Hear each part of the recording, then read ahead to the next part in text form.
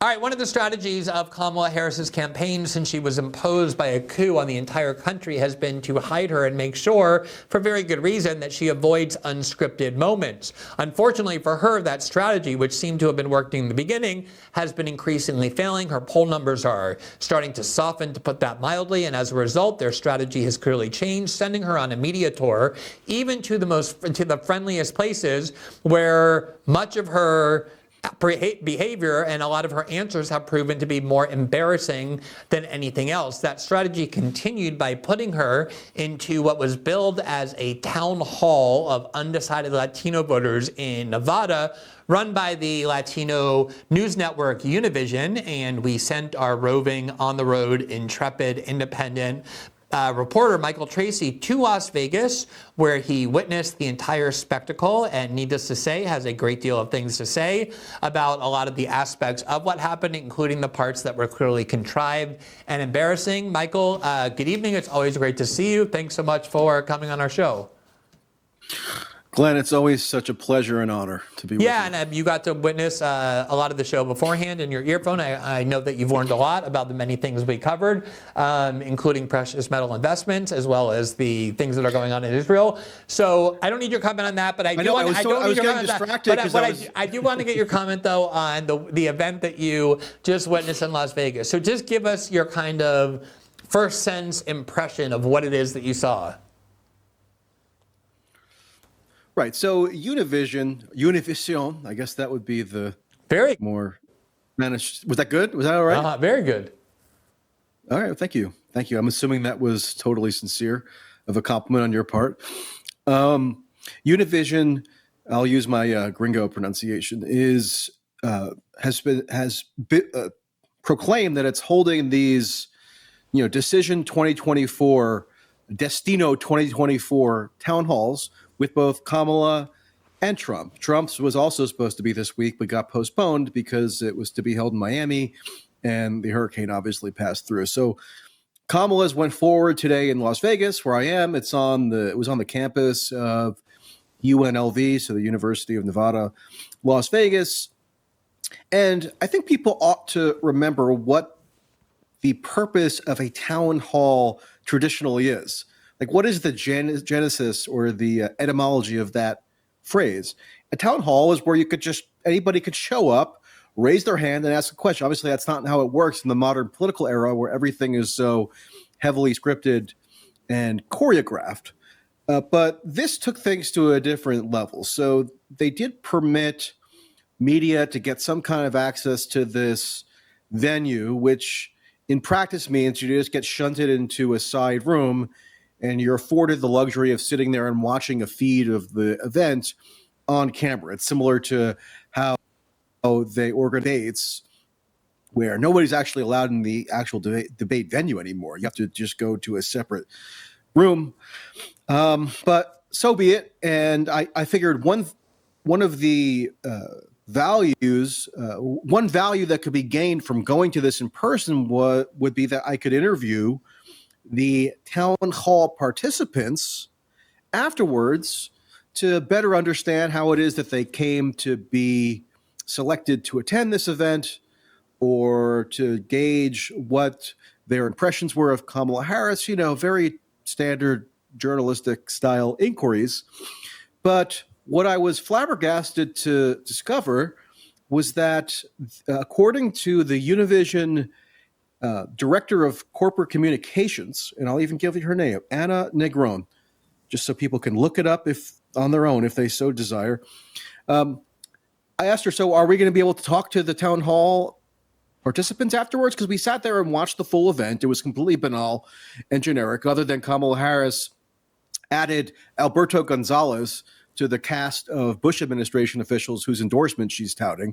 Obviously, she went through the superstars of Dick and Liz Cheney, but she threw in Alberto Gonzalez, the former attorney general, had to resign in disgrace, if memory serves. And who I'm sure is beloved widely by the entire Latino voting population, who remembers him so fondly as his role of attorney general for about 2 years, 14 years ago.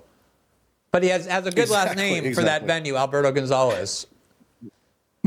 Right. So Kamala made sure to name drop him because the surname Gonzalez must have just been so invigorating to everybody who was watching. But anyway, this was billed as undecided voters who had been selected to go to this event. But the head of the corporate communications bureau for Univision said that... You want to say her name again? Anna Negron. She said, quote, "We won't be making them available," as though, I guess it was for us, the attending journalists, to wait to be graced by them with the opportunity to do even some semblance of journalism at this event. Otherwise, I guess we were just relegated to sitting and politely watching this live feed of an event that was taped and now is going to air tonight. So that's closed off, and other journalists also attempted to ask her the same question, and it just wasn't allowed, according to her. But I did get a little bit of additional information because, as you noted, Glenn, and I'm extremely intrepid, and I don't take no for an answer. So what I figured out was that there were two segments of the audience who they filled this quote-unquote town hall venue with. One segment who were actually entitled to stand up and ask questions, meaning the host called on them and they stood up and asked a question. These were people from around the country, Latino voters, who were flown in at the expense of Univision, which is odd. I mean, we're in a swing state of Nevada. There are plenty of people, I'm sure, in Clark County, Nevada, who would have been more than happy to go and ask Kamala Harris a question, but instead they flew people from Florida and Wisconsin and California and other places to Las Vegas to ask these questions that I guess only they could ask. Like one question was, just to basically prompt Kamala to give her generic platitudes on immigration policy or other stuff. The final question was, can you name 3 virtues of Donald Trump? So the feel-good question that sometimes candidates get asked where they have to praise their opponent. So that was strange.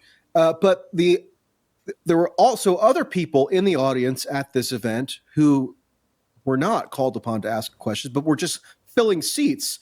And that duty, it so happens, was outsourced to a company called Fans on Q, Fans on letter Q, which it's one of these strange services which, if you never really thought about it, you would never really think about it having existed, or you never think about the fact that it exists, but once you hear that it exists, it makes sense.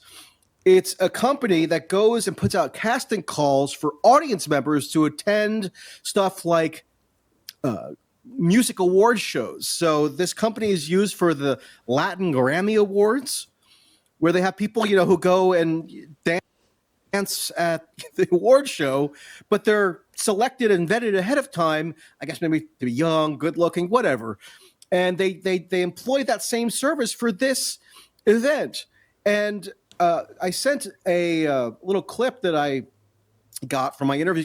I was able to interview some of those people, even though it was unsanctioned, apparently, by Univision. We couldn't get to the sacrosanct handful of people who asked the questions. They were in like a separate area.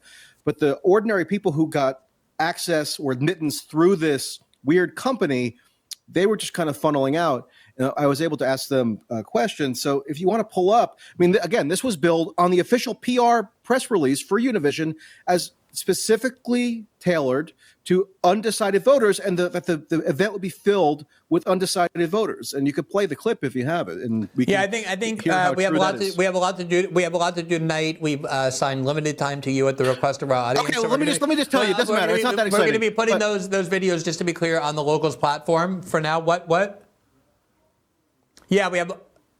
Oh, there's actually one clip that we do have that we're going to play. I think the one that you wanted, but the rest are going to go on Locals just because there's a lot of them we can't show. All right, well, let's play this clip that Michael's yapping about. I was decided before, but a lot of people just wasn't. So you were already decided before you came? It was very. Yes. You were? Okay. So were you an undecided voter, or did you know? I already know I was going to go for Kamala before then, and now that just kind of like solidified it. So I'm already convinced. So you weren't undecided? So you were going to vote for her even before you went to it? The part of the reason why I wanted to go was just like to also fully, support her. Okay. By the way, did you chide him for mispronouncing her name because that bolsters white supremacy, or did you let that go? I was too transfixed on his bombshell admission that he was already a Kamala No, it is Harris amazing supporter that they build this as a town hall for undecided voters. And he said, not only had I already decided in advance that I was going to vote for Kamala, I specifically came to give her support. So I presume even this section of the audience not permitted to ask questions, nonetheless were part of the response in the hall, like clapping or cheering or whatever. Right. Right. So, I mean, so what the viewer at home is seeing if they watch this on television includes the reactions from these allegedly undecided voters to Kamala Harris's answers to questions. So that's making it seem like she's winning over the crowd from these totally neutral, undecided voters. Right. And there was one more person who I spoke to who got into the crowd because he is for Stephen Horsford, who is a Democratic member of Congress from the Las Vegas area. And he said he knew somebody in some progressive organization. And that's how he got in. So the entire pretense of this town hall was a complete fabrication. I don't know how it's going to work with the Trump town hall, but I do know for sure that this one was built on false pretenses, which I guess shouldn't surprise us given the nature. Yeah, my guess is the Trump town hall will probably also be filled with equally non-undecided voters, though in the other direction. Let me just ask you the one substantive question that I'm interested in, and I presume that, as you said, most of these were banalities, so maybe there was nothing to it, but typically at these Univision town halls, we've seen them before, a focus of the questions are about immigration policy.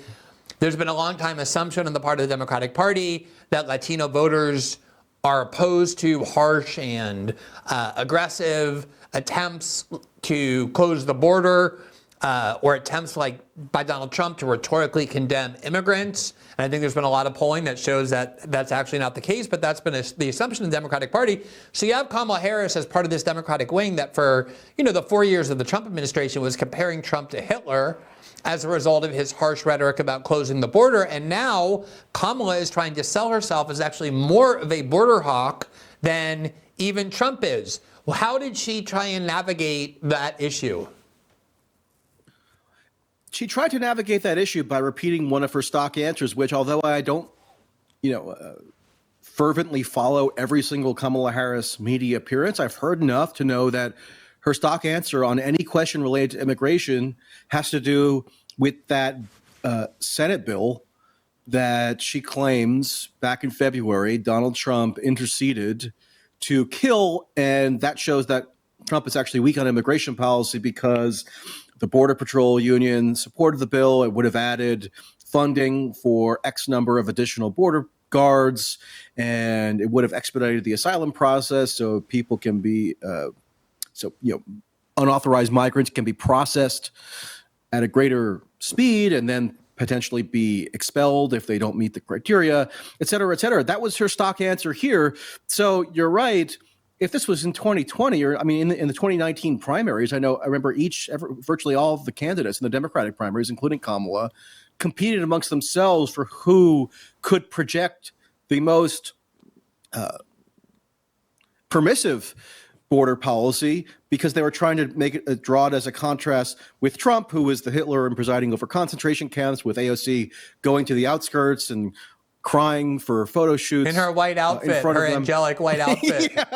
No, but this is what I find so interesting, Michael. But the point is, Kamala didn't even modify her messaging for a predominantly Latino audience here. She's now, even amongst this particular demographic, trying to signal her border hawkishness, which gets to your point about how maybe these, longstanding conceptions about what Latino voters prioritize are no longer operative. But I also think it's a big part of the failure of the Kamala Harris campaign, because you cannot go around for 4 years claiming that Trump is a new Hitler imposing a white nationalist dictatorship because he wants to keep illegal immigrants from flowing into the country, and then just a mere 4 years later, with no explanation, going around and saying, no, he was actually soft on immigration and I'm going to be much harsher, without people just instinctively understanding that this is the exact opposite of everything you've been saying. And after hearing everything they've heard, nobody's going to think that of all things, Trump is soft on immigrants and on the border. It's such a preposterous attempt to just pretend to be something that you're not. And I do think it's interesting that even in front of a Latino audience, as you said, maybe they're coming to the realization that a lot of Latino, especially ones who are citizens and who vote, actually are not in favor of the border being porous and being constantly flooded with illegal aliens. And maybe that's what convinced the Democrats, even in front of an audience like this, to start changing their mind. So in any event, I think one of the best things about going to these events when you do is you provide this kind of background insight about how it actually functions, the real way that it was set up, rather than just sort of going to a debate spin room and being like, who do you think won? Or going here and reporting on the dumb things Did Kamala Governor Walz do what he had to do tonight? Exactly. I'm serious, Glenn. This is a brief aside, but you got to give me 10 seconds to rant on this. At those spin rooms for the debates, I'm not exaggerating when I say that virtually every other journalist that I encounter, or even over here, they ask variations of, did J.D. Vance or did Tim Walz do what they had to do tonight so the surrogate can just give some pat response that nobody's going to remember or care about within about 12 hours. And then when I ask about Israel policy, as you mentioned last week, they throw a hissy fit. I know. And the reason why it's so terrible, beyond the fact that you have an opportunity to speak to people close to a presidential candidate, you can ask them anything, and you ask them a moronic horse race question like that, but to be asking it to someone who's there specifically to be a surrogate for the candidate, in other words, to say that they've won, and you're asking the exact question that they're there to answer in a way that you know what the answer is going to be, who has so little dignity that you're willing to participate in that kind of contrived theater when you have the opportunity? And the fact that they were angry at you for not engaging in that, for actually asking something the question, is one of my favorite things since the Tammy Duckworth interview. The journalists were getting ready to like form an angry mob and force me out of the room because you were asking policy questions. They were so bewildered by the idea of asking a Democratic Party campaign surrogate, here's what Waltz said about Israel policy. Here's how that relates to your votes in favor of funding the war. I mean, and this is not like asking about Israel policy would be warranted virtually any time, given how large of a recipient of so-called aid they are from the U.S. But this was like on a week where there was a giant new front in the war opening up. And yet it was still bizarre to these other media people that I would ask something that had a bit more substance. I mean, you really do have to see it to believe it. Yeah, we saw some of it. All right, Michael, your time for this evening has expired. We are very happy to see you and to hear your insights as always. And now we must bid you a good evening. Glenn, I congratulate you on tolerating me for about 12 minutes. I know longer than we expected. Getting close to the upper limits of your tolerance. Absolutely. So, and just to remind our audience, the other interviews that Michael was able to conduct outside of the permission of the corporate vice president of Univision, whose name you may want to repeat one more time, just so that people know. Anna Negron. Right. Will be available for our local members on the Locals platform, where we'll put those other ones. All right, Michael, have a good evening. Thanks so much. Thanks for watching this clip from System Update, our live show that airs every Monday through Friday at 7 p.m. Eastern, exclusively on Rumble. You can catch the full nightly shows live or view the backlog of episodes for free on our Rumble page. You can also find full episodes the morning after they air across all major podcasting platforms, including Spotify and Apple. All the information you need is linked below. We hope to see you there.